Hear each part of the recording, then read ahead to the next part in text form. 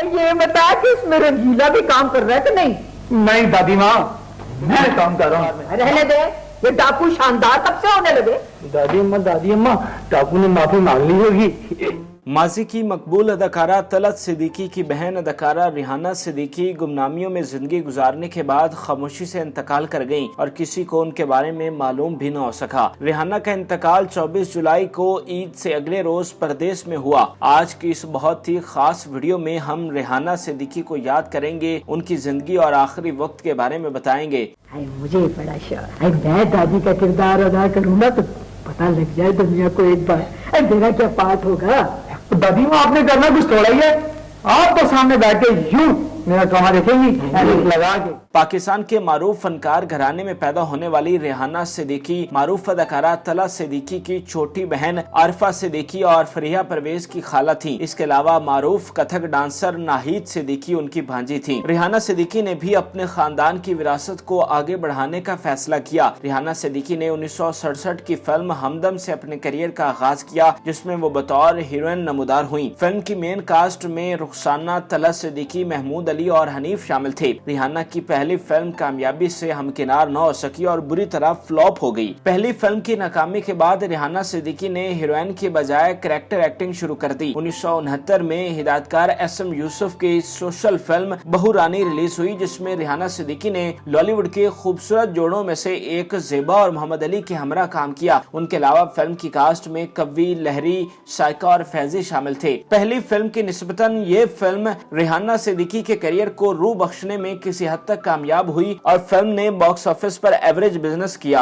बेटा ऐसा कर बड़े संदूक में रख के ना ताला लगा दे। अम्मा ऐसी भी कोई बात नहीं कि संदूक में रख के ताले लगाई जाओ। ओहो बेटा, बड़ी बात है, जमाना बड़ा खराब है और सबसे बड़ी खराबी 20 रुपए की है।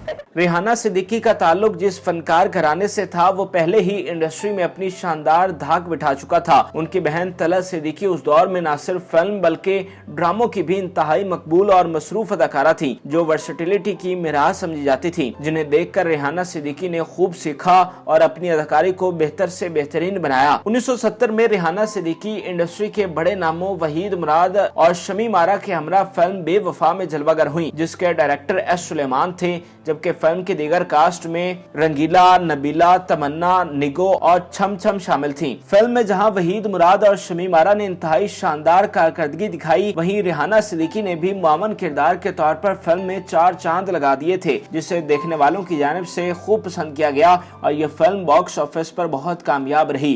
चला अम्मा ये रहा।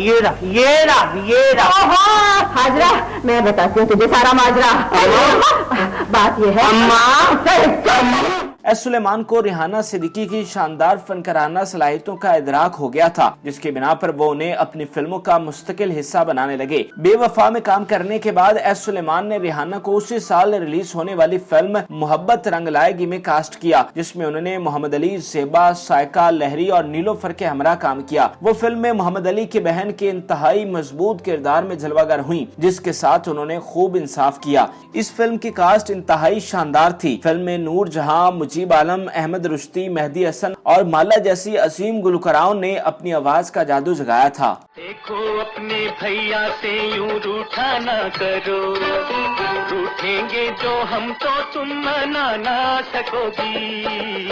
देखो अपने भैया से यूं रूठा ना करो। रिहाना सिद्दीकी ने 80 और 90 की दहाई में कई फिल्मों में काम किया, जिसके बाद वो इंडस्ट्री की इंतहाई मसरूफ तरीन अदाकारा के तौर पर शुमार की जाने लगी। वो एक वर्सटाइल अदाकारा थी जो किसी भी किरदार में ढल जाने की शानदार सलाहियत रखती थी। रिहाना सिद्दीकी ने सिल्वर स्क्रीन के साथ साथ छोटी स्क्रीन पर भी अपनी अदाकारी के जलवे बिखेरे और मुतअद्दिद ड्रामों में काम किया। उनके करियर के मशहूर ड्रामों में से एक पिटवी क्लासिक ड्रामा शाहला कोट था, जो बाबा इशफाक अहमद का लिखा हुआ था, जिसकी मरकजी कास्ट में नबील, अफशा कुरैशी, एहसन खान और फैसल कुरैशी शामिल थे। ड्रामा में नबील ने मरकजी किरदार निभाया था, जबकि रिहाना उनकी वालिदा के किरदार में नजर आई, जो अपने बेटे को दौलत की रेल पेल और मुआशरे की गलत हवाओं से महफूज रखने के लिए हर वक्त सोच विचार में मुब्तला रहती है। ड्रामे में कास्ट तमाम तरह अदाकारों ने लाजवाब अदाकारी करके अपना शानदार नाम बनाया, जिसके बायस आज भी उन्हें इसी ड्रामा की वजह से याद किया जाता है।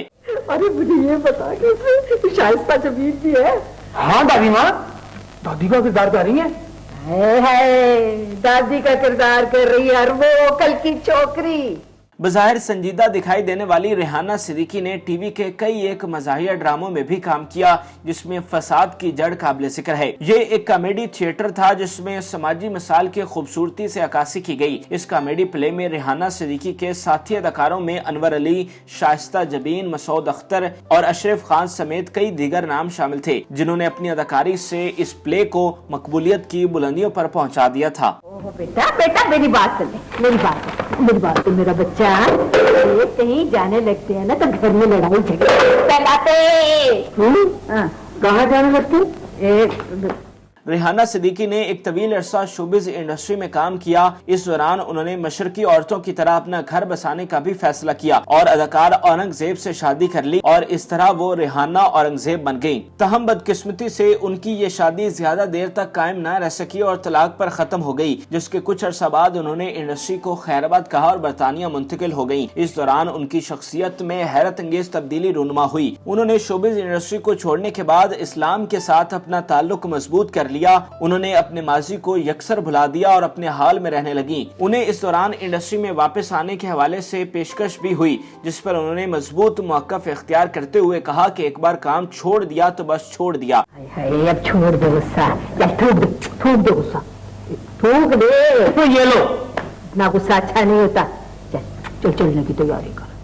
वो इंतहाई मिलनसार और दूसरों की मदद करने वाली खातून थी। वफात से 2 माह कबल उनकी तबीयत खराब हुई, जिस पर उन्हें तिब्बी मुआयना के लिए अस्पताल मुंतकिल किया गया, जहां डॉक्टर्स ने उनके दिमाग में ट्यूमर की तशखीस की और कहा कि ये इलाज के बाद ठीक हो जाएगा, मगर ऐसा न हो सका। रेहाना मुकम्मल तौर पर सेहतयाब न हो सकी। वफात से 2 दिन कबल उनकी तबीयत बिगड़ गई, जिस पर उन्हें फौरी तौर पर अस्पताल ले जाया गया और 2 दिन अस्पताल में रहने के बाद 24 जुलाई को वो जहाने फानी से कूच कर गयी। अब से कुछ माह कबल उनकी बड़ी बहन तलत सिद्दीकी का भी इंतकाल हुआ था।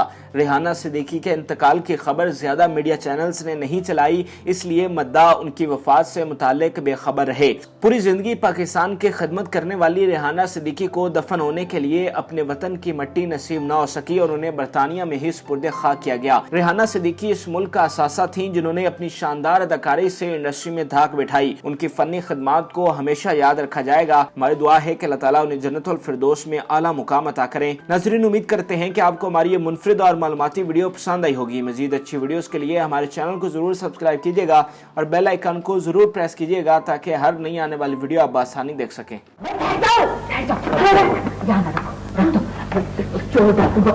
सबसे पहले इसके नीचे इसके नीचे तो आ नहीं था।